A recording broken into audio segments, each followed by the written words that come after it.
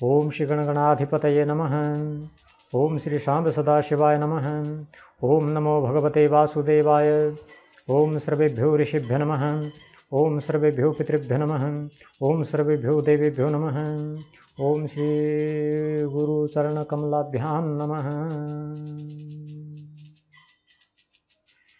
नमस्कार प्रिय मित्रों, आशा है आप सब लोग सुरक्षित और आनंदित होंगे। मित्रों, हमने अपने पिछले कोर्स संस्कृतम में संस्कृत व्याकरण का परिचय प्राप्त किया। आपकी प्रतिक्रियाओं ने यह सिद्ध किया कि बहुत लोगों के मन से संस्कृत व्याकरण का भय दूर हुआ है और लोग सरलता से संस्कृत सीख सकते हैं। मेरा उद्देश्य भी आप लोगों का भय दूर करना ही था। अब समय है व्याकरण के अध्ययन को विस्तार देने का। वेद के अध्ययन के लिए 6 वेदांगों का अध्ययन करना होता है, जिनमें व्याकरण प्रमुख है। एक प्रचलित धारणा है कि संस्कृत व्याकरण को पढ़ने में 12 वर्ष लगते हैं। देखिए, किसी भी विषय में पूर्ण पारंगत होने में परिश्रम और समय तो लगेगा ही। यदि एक व्यक्ति को व्याकरण का संपूर्ण ही ज्ञान लेना है और इसमें इसको 12 वर्ष लग भी जाते होंगे। लेकिन हम लोग व्याकरण क्यों पढ़ रहे हैं, या कहें कि मैं आपको व्याकरण क्यों पढ़ा रहा हूं? मेरा उद्देश्य है कि आप यानी एक सामान्य व्यक्ति जो संस्कृत पढ़ नहीं पाया किंतु पढ़ना चाहता है, एक ऐसा व्यक्ति जो गीता को संस्कृत में ही पढ़ना चाहता है, जो रामायण को संस्कृत में ही पढ़ना चाहता है, जिसने कालिदास के नाटकों के विषय में सुन रखा है और उसकी इच्छा है कि कालिदास को संस्कृत में ही पढ़ सकते तो कितना आनंद होता है। ऐसे व्यक्ति को बहुत अधिक व्याकरण के ज्ञान की आवश्यकता नहीं है। जितने व्याकरण की आवश्यकता हमारे महान ग्रंथों को पढ़ने के लिए है, उतना ज्ञान केवल 6 महीने के भीतर ही लिया जा सकता है, और वह भी बहुत सामान्य परिश्रम करके। मैं जो व्याकरण आपको पढ़ाने जा रहा हूं वो बहुत सरल तो होगा ही, आपकी आवश्यकता के लिए पर्याप्त भी होगा। आप ये न समझें कि मैं आपको सिखाने में कोई कंजूसी करने वाला हूं, बिल्कुल भी नहीं।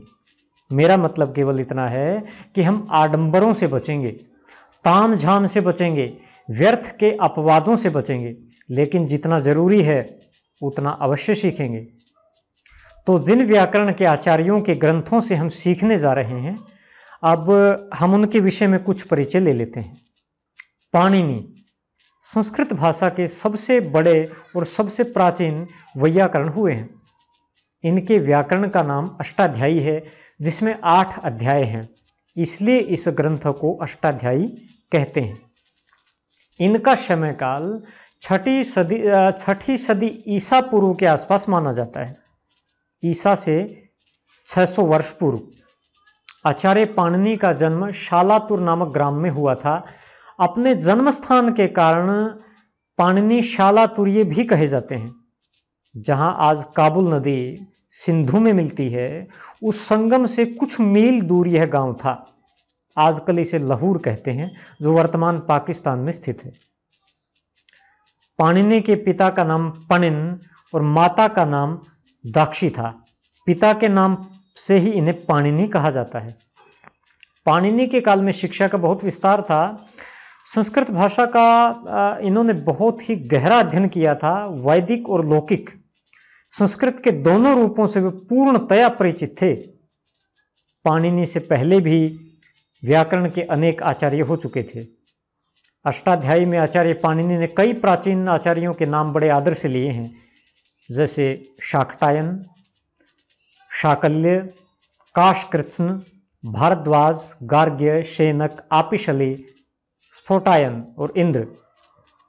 इन लोगों ने बहुत सा शोध कार्य किया था, लेकिन पाणिनि का कार्य इतना श्रेष्ठ और संपूर्ण था कि जैसे सूर्य के उदय होने पर तारे ओझल हो जाते हैं, तारे फिर दिखाई नहीं देते, ठीक उसी तरह पाणिनि की अष्टाध्यायी ने पहले के सभी आचार्यों के कार्यों को धूमिल कर दिया।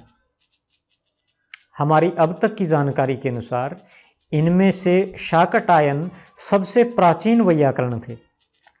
वैयाकरण व्याकरण के विद्वान को कहते हैं। ऐसा अनुमान है कि उणादि सूत्र शाकटायन के लिखे हुए हो सकते हैं।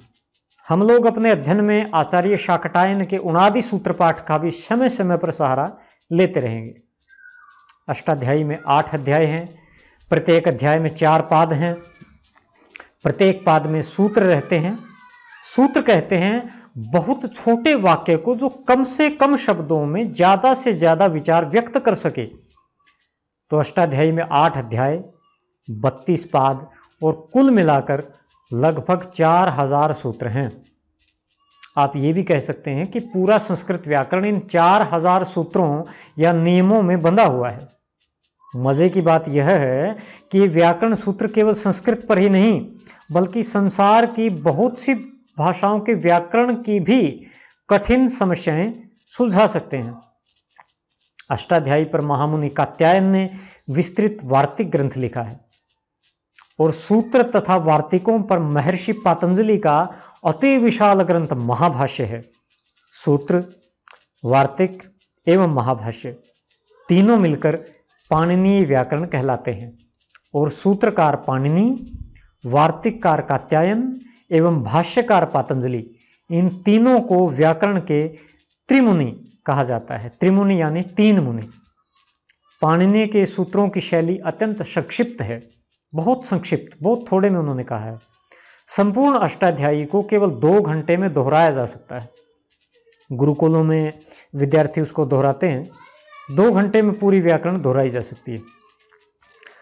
संसार की किसी भी अन्य भाषा का संपूर्ण व्याकरण इतने संक्षेप और समग्रता में उपलब्ध नहीं है। पाणिनि के कार्य को देखकर पूरे संसार के विद्वान आश्चर्यचकित हैं। इनकी अष्टाध्यायी पर संसार भर में विद्वान काम कर रहे हैं। आप लोगों को इस बात से भयभीत होने की बिल्कुल आवश्यकता नहीं है कि पाणिनीय व्याकरण जैसा कठिन विषय कैसे पढ़ा जाएगा। हम बहुत सामान्य सरल व्याकरण पढ़ेंगे। केवल आवश्यक होने पर ही हम पाणिनि के सूत्रों का भी सहारा लेते रहेंगे। जैसे चिड़िया अपने छोटे बच्चे को दाना फोड़ कर देती है ना, दाना फोड़ कर देती है, मैं अपनी पूरी शक्ति लगाकर व्याकरण के सूत्र को बहुत सरल करके ही आपके सामने रखूंगा। संस्कृत में अहन कहते हैं दिन को, और एक दिन में शिष्य को जितना पढ़ाया जाता है उतने पाठ को कहते हैं आहनिक। हमारे पाठों के लिए हम आगे से आहनिक शब्द का ही प्रयोग करेंगे। आहनिक 1, आहनिक 2, इस तरह से। मित्रों, पंचतंत्र में उल्लेख आता है, सिंहो व्याकरणस्य कर्तुरहत प्राणान प्रियान पाणिनि, यानी व्याकरण को रचने वाले पाणिनि के प्यारे प्राण एक सिंह ने, एक शेर ने हरण किए थे। शेर द्वारा आचार्य पाणिनि को यह मार डालने की जो घटना थी, यह त्रयोदशी को घटी थी। और आचार्य पाणिनि को श्रद्धांजलि देने के लिए प्राचीन काल से यह परंपरा चली आ रही है कि त्रयोदशी के दिन व्याकरण का अध्ययन नहीं किया जाता। उस दिन विद्यार्थियों का अवकाश रहता है। इसी परंपरा को निभाते हुए अपनी संस्कृत व्याकरण की भी कोई वीडियो त्रयोदशी को जारी नहीं की जाएगी। आपसे निवेदन है कि पूरा मन लगाकर सीखें, अभ्यास करें, जो याद करने को कहा जाए उसे याद भी करें और दूसरे मित्रों को भी संस्कृत सीखने की प्रेरणा दें। प्रेरणा देने से स्वयं को भी शुद्ध प्रेरणा मिलती है और इससे आपको सहपाठी भी मिल जाएंगे। अंत में मैं अपने सभी गुरुजनों, अपने सभी आचार्यों को नमन करके व्याकरण शिक्षण की अनुमति चाहता हूं। आप मुझसे कुछ भी सीख पाते हैं तो इन्हीं महापुरुषों के कारण, और यदि कोई कमी रह जाती है, त्रुटि रह जाती है तो वह मेरे कारण। मैं भूतकाल में हो चुके सभी वैयाकरणों को प्रणाम करता हूं। मैं वर्तमान के आचार्यों और भविष्य में होने वाले आचार्यों को भी नमन करता हूं। उन आचार्यों को भी मेरे प्रणाम स्वीकार्य हों जिनके श्री चरणों में मुझे कुछ ज्ञान का प्रसाद मिला। उन आचार्यों को भी प्रणाम है जिनके लिखे हुए ग्रंथों से मुझे और सभी विद्यार्थियों को प्रकाश मिला है। मैं आचार्य पाणिनि, वार्तिककार कात्यायन और महाभाष्यकार पातंजलि को प्रणाम करता हूँ। मैं सर्वगुरु भगवान शिव को प्रणाम करता हूँ जो मुझे सीखने और सिखाने का सामर्थ्य प्रदान करते हैं।